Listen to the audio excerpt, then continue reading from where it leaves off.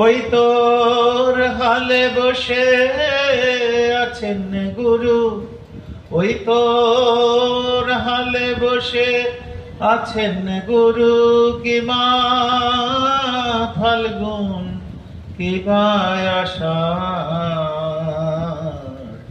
মনুয়ারে তুই শুধুই বেজার দান।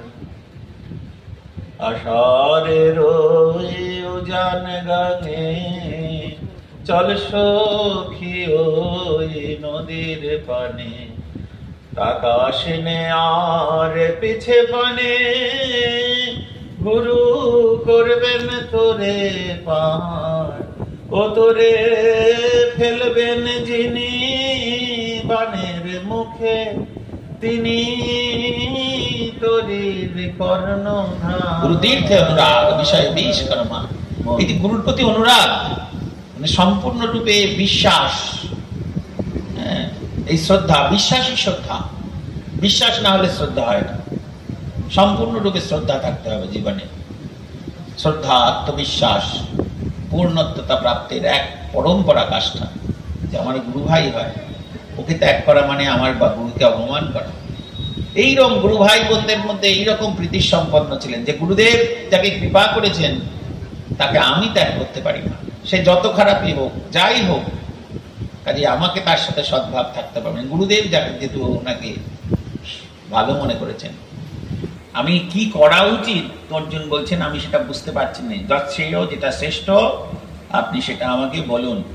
ভগবান গীতায় বলছেন কার্পণ্য দোষপাহত স্বভাব, আমি কার্পণ্য দোষে দুষ্ট হয়ে গেছি, অর্থাৎ আমার জ্ঞান নাই। তো সেই জন্য আমাদের এই ব্রহ্মজ্ঞান লাভ করার জন্য, ব্রহ্মজ্ঞান লাভ করার জন্যই আমাদের সদ্গুরু চিন্তন, সদ্গুরু ভাবন, সদ্গুরুকরণ। ওই যে বললেন কার্পণ্য দোষপাহত স্বভাব, তিনি জ্ঞানে কৃপণ, অর্থাৎ তার সেই সম্যক জ্ঞান নেই, গুরুর রূপ দেখতে নেই। দেখো, যেমন সুসজ্জিত নৌকা তোমাকে পরপারে নিয়ে যেতে পারবে না, নৌকাটার তলায় যদি ফুটো থাকে, নৌকাটা খুব সুসজ্জিত, তোমাকে পরপারে নিতে পারবে না। নৌকাটা যদি সুসংগঠিত হয়, সমদ্যহান, সেটা সুন্দর হোক আর কুৎসিতই হোক, তোমাকে কিন্তু পরপারে নিয়ে যাওয়ার ক্ষমতা থাকবে। সেই জন্য গুরু সবসময় জ্ঞানী গুরুর দরকার, জ্ঞানী গুরু। আমরা জানি নিগমানন্দ 5 জন গুরু ছিলেন, জ্ঞানী গুরু, যোগী গুরু, তান্ত্রিক গুরু, প্রেমী গুরু, তোমরা পড়বে। এই জন্য গুরুকেও যেমন সমর্থবান হতে হয়, শিষ্যকেও সেরকম সমর্থবান হতে হয়। শিষ্যের মধ্যে সেই তদ্বিদ্ধির প্রণিপাত না থাকলে, সম্পূর্ণরূপে সমর্পণ না হলে, শিষ্য সেই গুরুকে যদি উপলব্ধি করবার ক্ষমতা না থাকে, তাহলে কিন্তু গুরুর সেটা প্রকাশ হয় না, গুরু শক্তির ঠিক প্রকাশ হয় না তার মধ্যে। যেমন ঊষর ভূমিতে বীজ অঙ্কুরোদ্গম ভালোভাবে হয় না, ঠিক সেই রকম ক্ষেত্রটা যদি না ভালো থাকে, সদ্গুরু প্রাপ্ত হলেও তার সেই গুরু প্রকাশ সেখানে ঘটতে পারে না। সেই জন্য গুরুর প্রকাশ সেখানেই ঘটেন যেখানে ক্ষেত্রটা উর্বর। পড়াশোনা করো, কিন্তু পড়াশোনা করছো তো? উনি আকু আস্তে আস্তেই বলতে, বাঁকুড়ার লোক ছিলেন, তোমরা বলতো, তোমরা ভালো আছো তো? বাঁকুড়ায় ভরা তো আমাকে তো একদিন ওই এক মাই এসে বলছেন ওনাকে, বাবা আমার সাধু সেবা দেওয়ার খুব ইচ্ছা, তো আমি কি করে সাধু সেবা দেবো বাবা, আমার তো অত অর্থ নেই। তো দাদাগুরুজি বললেন, মা তুমি 1 কিলো নুন কিনে দিয়ে দিও, ওই নুনটা তো সবের মধ্যে দেবে, রান্নার মধ্যে, ওতেই তোমার সব সাধু সেবা দেওয়া হয়ে যাবে। এই হলো ধর্মদাস কাঠিয়াজি মহারাজ, আমি দেখেছি তোমার সব সাধুরা তোমার এই নুনের খাবে মা, এতেই তোমার অনেক কল্যাণ হবে। উনি সুকচারাশ্রমে চিরদিন এই মশলা নুন দিয়ে যেতেন, শেষ দিন পর্যন্ত। বলছেন বাবা আমাকে বলেছেন, পরে আগের নুন কিনে নিয়ে এসে দিয়ে যেতেন, পরে টাকা দিয়ে দিতেন, নুনের টাকা। বলছেন বাবা আমাকে বলেছিলেন, এখন আমার সেই অবস্থা নেই, কিন্তু বাবা থাকাকালীন আমি কিছু করতে পারিনি, কিন্তু বাবার ওই কথা আমি সারা জীবন পালন করে গেছি। তখন ওনার খুব অবস্থা ভালো হয়েছিল, ছেলেটা ভালো ভালো চাকরি করতেন। পরে আমি দেখতাম বৃদ্ধ, সেই বৃদ্ধা আসতেন এই লাঠি হাতে নিয়ে, বলতেন বাবা আমাকে বলেছিলেন বাবা আমায় নুন দিয়ে দিতেন।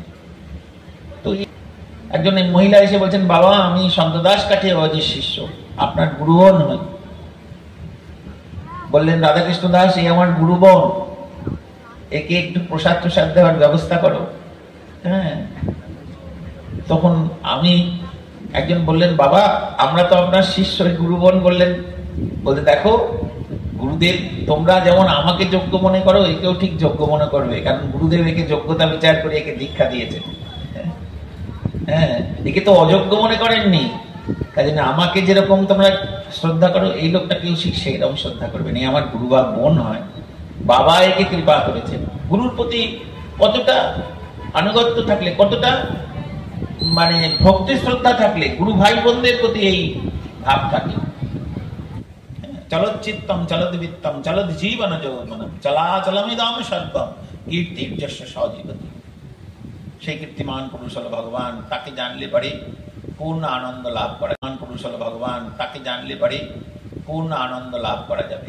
সেই জন্য আমাদের এই সরই শক্তি এই যে আমাদের প্রজ্ঞাদাসজিকে দেখেছি 3টের সময় উঠতেন, ওই হলো ভজনের সময়। ব্রাহ্ম মুহূর্তে উঠে এই জন্য বলতেন প্রাতঃসন্ধ্যাং সনক্ষত্রাং মধ্যাহ্নে মধ্যভাস্করাং সসূর্যাং পশ্চিমাং সন্ধ্যাং তিস্র সন্ধ্যা উপাসতে। আকাশে নক্ষত্র থাকতে ভগবানের তপস্যা শুরু করতেন। প্রাতঃসন্ধ্যাং সনক্ষত্রাং। সেই জন্য আমাদের শাস্ত্র বলছেন সূর্য উঠলে আর কাউর দাঁত মাজার উচিত নয়, কারণ তাহলে আর সে বিষ্ণু পূজায় অধিকারী থাকে না। উদিতে জগতি নাথে জকুর্জা দন্তধাবনম সপিষ্ঠা প্রথম ব্রুতে প্রিজয়ামি জনার্দনম। যদি সূর্য ওঠার পরে কেউ দাঁত মাজে সে আর বিষ্ণু পূজার অধিকারী হয় না।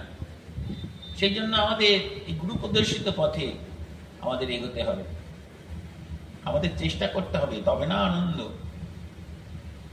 আছে। সেটা হলো ভগবত আনন্দ, যে আনন্দ থেকে আর ফিরে আসা যায় না। যেখানে ডুবলে সেখান থেকে আর ফিরে আসা যায় না। যে আনন্দ